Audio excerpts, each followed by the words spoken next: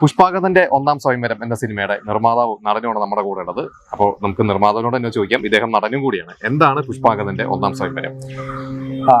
അത് ഒരു കുടുംബത്തിൽ നടക്കുന്ന ഒരു കല്യാണമായിട്ട് നടക്കുന്ന ഒരു പ്രശ്നമാണ്.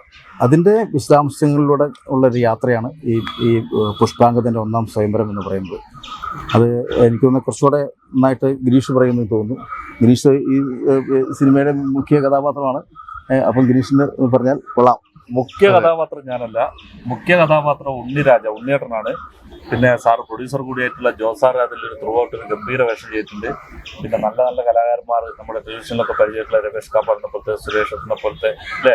അതെ, തീർച്ചയായും കൂട്ടായ്മയുടെ സിനിമയാണ്. നമ്മളൊക്കെ ഒരു വന്നു പോകുന്ന ആൾക്കാരാണ്. പക്ഷെ ഉണ്ണിയേട്ടനാണ് അതിൽ ത്രൂ ഔട്ട്, സാറ് അതിൽ ത്രൂ ഔട്ടാണ്.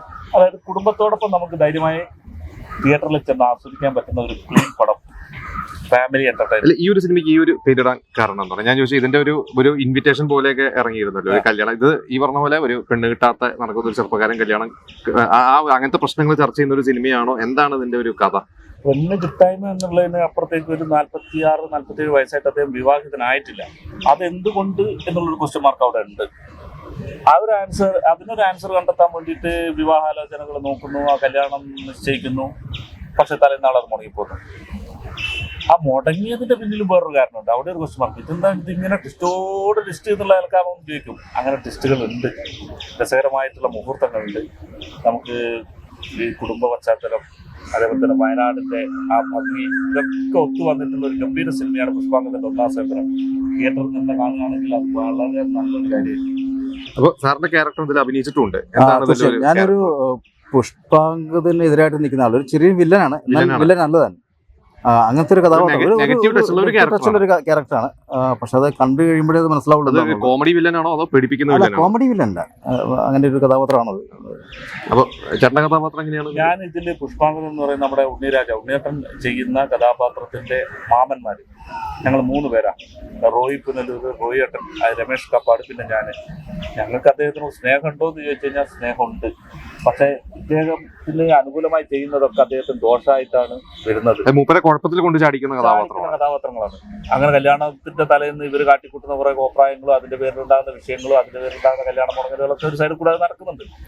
എന്നാലും പ്രണയവും നല്ല മനോഹരമായ ഗാനങ്ങളും, വയനാട്ടിൽ നേരത്തെ പറഞ്ഞല്ലോ, വയനാട്ടിൽ ഒരു ഭംഗി, ചിലപ്പം നെല്ലൊക്കെ ഷൂട്ട് ചെയ്തിട്ടുള്ള, നെല്ലൊക്കെ നമുക്ക് അറിയുന്നല്ലേ, അൾട്ടിമേറ്റ് അങ്ങേ അറ്റത്ത് കിടക്കുന്ന ഒരു സിനിമയാണ്. അല്ല, ഇതിപ്പോ ആ നാട്ടിൽ തന്നെ പോയി ഷൂട്ട് ചെയ്യാനുള്ള കാരണം വയനാടിന്റെ എന്തെങ്കിലും കഥ പറയുന്നതാണോ അതോ അവിടെ സെറ്റ് ചെയ്തതാണോ, ഒരു ബ്യൂട്ടിയൊക്കെ നോക്കി സെറ്റ് ചെയ്തതാണോ? അല്ല, പ്രകൃതിയുടെ ഒരു വളരെ മനോഹരമായ പ്രകൃതിയാണല്ലോ വയനാട് എന്ന് പറയുന്നത്. അപ്പൊ അത് ഒരു മെയിൻ കാരണമാക്കി. പിന്നെ നമുക്ക് ആവശ്യമുള്ള പോലെ ചില ദൃശ്യങ്ങളൊക്കെ അവിടെ കിട്ടും എന്ന് മനസ്സിലായതുകൊണ്ടാണ് അങ്ങനെ ചെയ്യാൻ താല്പര്യം. വളരെ ഇതായിട്ട് തോന്നി. നമ്മളവിടെ ഷൂട്ട് ചെയ്യാൻ ചെന്നപ്പോഴാണ് പഴമയപ്പെട്ടിട്ടുള്ള ആൾക്കാർ, പഴയ പ്രായം ചെന്നിട്ടുള്ള ആൾക്കാർ നമ്മൾ എന്ത് പറയുന്നത്, ഈ നെല്ലൊക്കെ ചെയ്തതിന് ശേഷം രണ്ടാമത് വരുന്ന ഒരു സിനിമയാണ് ഇത്. അത് ലെജൻഡായിട്ടുള്ള അത്രയും ഒരു ബ്ലെസ്സിങ് ആയിട്ട് നമുക്ക് അതൊക്കെ തോന്നിയിട്ടുള്ളത്. സാറിന്റെ കൂടെ ഒരു താല്പര്യമായിരുന്നു വയനാട് പടം ചെയ്യാന്നുള്ളത്. നന്നായി വന്നു. അപ്പൊ എന്തായാലും ഇപ്പൊ തിയേറ്ററിൽ ജനുവരി 16 തിയേറ്ററിൽ ഓഡിയൻസിനോട് എന്താണ് പറയാനുള്ളത്? ഓഡിയൻസിനോട് ഒറ്റ അപേക്ഷയുള്ളൂ, ഇത് ഒരു കുഞ്ഞു സിനിമയാണ്.